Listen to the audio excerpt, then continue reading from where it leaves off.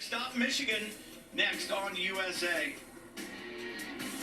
And you look at the standings in NASCAR right now. I mean, things are tightening down. We're coming to the playoffs. Take a look at this. 17 won his way in last weekend, so Busher is in. Who's not in? Chase Elliott, if he wants it, he's going to have to win a race. He does, and look at Kevin Harvick there. I mean, he's got such a monster history at Michigan. Can he make it happen here today and break his way into that top 12? Find out, make sure you watch it. Michigan next on USA. Great race going on here, and I'm looking down that straightaway, and the lead, Calvin, narrowing every single lap. That last time by, Bloomquist got hung up in a little bit of traffic, and Nasr was able to answer back. Again, that time, Bloomquist 0.3 of a second faster and cuts the lead down. It's just over 2 seconds right now, 2.09 seconds last time at the line. It's so evenly matched through sector one, which is a very short sector, really, and only encounters turn one there. They were within milliseconds of one another. Now Nasr is going to get a little bit of traffic. Can he clear the 66? He should out-accelerate this car up the hill. Then it's going to be all about where did Blomqvist then come across the 66 machine of Catherine Legg. She and Sheena Monk have had a really solid year. Not been knocking the door on podiums, but certainly top fives right around that area. Very solid. 2.1 seconds that traffic gives and takes away. My biggest deal is it's not this traffic that I'm thinking about. I'm trying to keep an eye, Calvin, on the 59 and the 6, which are the two prototypes in front of Felipe Nasr. One of those is his team car, and the other one, of course, is also a Porsche. It is, so there may be some politics coming into play there. There you see him. Really strong run here for Harry Tincknell on debut here with the Proton team, or the GTP machine at least. He and Jaminet in close proximity, and leaders are going to be coming up on them. They may catch them before the finish, but Naz has just got slightly the better run through traffic. There's a real nuance to it, just the odd tenth or two, but has been going his way versus Blomqvist's way in terms of dealing with this GT traffic typically. But still a few laps to go. P2 car thrown in as well. I'll tell you what also was impressive. I mean, when we spoke to Matt Campbell, he said our car seems to energize the tyres quicker than the others. So that means that you may pay the price at the end, but these Michelin tyres have done an excellent job in terms of not having any degradation on this new racing surface, because Nasr's pace has not dropped off any. I'd say maybe Tom is maybe not quite, car is not quite as sharp as it was through the middle phase of this last stint today. There's a little bit of frustration. The Porsche GTD car, the GTD Pro car. And, oh, Bloomqvist. Oh, this is painful. That's it. This is painful. This is a game changer we're looking at right now.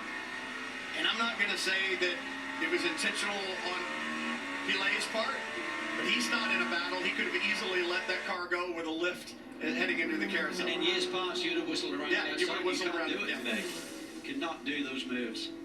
3.3 seconds the last time by the line, so the lead extended for Nasr as Lady Luck smiling on him with the traffic that he has encountered. And now Nasr, though, mired in traffic coming into 14. He's going to have to work his way through that, but most of that, I believe, the slower classes, he'll get down the front straightaway. Yeah, it's just been a superb stint here for Felipe Nasr. Managed it nicely. White flag. Panic. There's the white flag.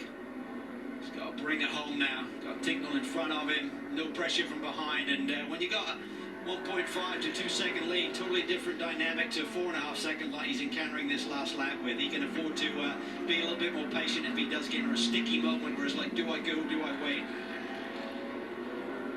Felipe Nasr has won at this racetrack before in 2021. Would love to add 2023 to it. He knows that he's got less than 4 miles to go, probably about 3 right now. He just needs to work his way through traffic, and this is where you've got to be patient. Almost 4.5 seconds in hand last time by the line, and you know now that this traffic that you have just passed, Tom Bloomqvist is going to have to deal with. Yeah, he's not in cruise mode. No, he's certainly anxious. He wants to bring this home, but there's no panic right now. Just sort of like sit there. If he can pick off this prototype in front of him, doesn't need to go and chase down Tincknell. Just make sure you make the right moves with the line through this carousel. Don't get too racy here. Just wait, be patient. No pressure from behind. Held held up See, there. He's just waiting on that 20K. He didn't force it. If Blomqvist was closer, he'd have forced it to the inside of the 20 machine. No reason to. And for Porsche Penske Motorsport, this will be a huge day. I'm not going to give it to him yet, Calvin, because you've got to make it around from Canada Corner. This would be a big, big day for that team. It's huge. It's huge for the group, and what a championship we're going to have for the final 2 rounds. I believe the 10 cars should be leading the championship tonight, which is crazy. They've had such a quiet season by their standards. Felipe Nasr, he can almost breathe here at Road America up the front straightaway, checkered flag. He sees it, and Porsche Penske Motorsport will win at Road America. Felipe Nasr, Matty Campbell, they will celebrate the victory, and in GTD, the #1, Paul Miller Racing, that's 4 wins on the season. That's more than they have ever had in a season, and that is going to be a big, big help in their championship run. Waiting for LMP2, Rapolu Shatan leads in the 52. Through turn 14, he and Ben Keating will celebrate the victory there if he can get it to the line. Does he have enough fuel? Sure he does. Up the hill for Keating, it's his 21st. For Shatan, his 2nd career win, and only a 7th start for PR1 Matheson Motorsports. They win here at Road America in LMP2. Should give them a championship lead tonight as well. It's very tight in LMP2. I mean, the championships have just been turned upside down with this. And I said earlier, Gar Robinson wouldn't know where to stand. Well, guess what? He does, because the 74 team, they win again in LMP3. That's 4 wins on the season. And for Gar Robinson, Josh Burton, they're getting used to champagne. Look at that, 4, baby, 4. Great result. Josh is the real deal. He's a really solid competitor. Met him a couple of years ago when he ran up Petit Le Mans with Andretti. Squad once again for running really, really well and running really, really quickly in the GTD category.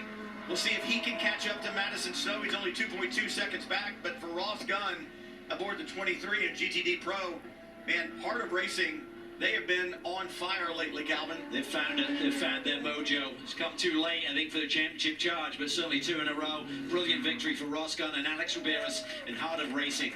Think about this. The 23 car did not have a podium until Lime Rock Park, and they had the victory.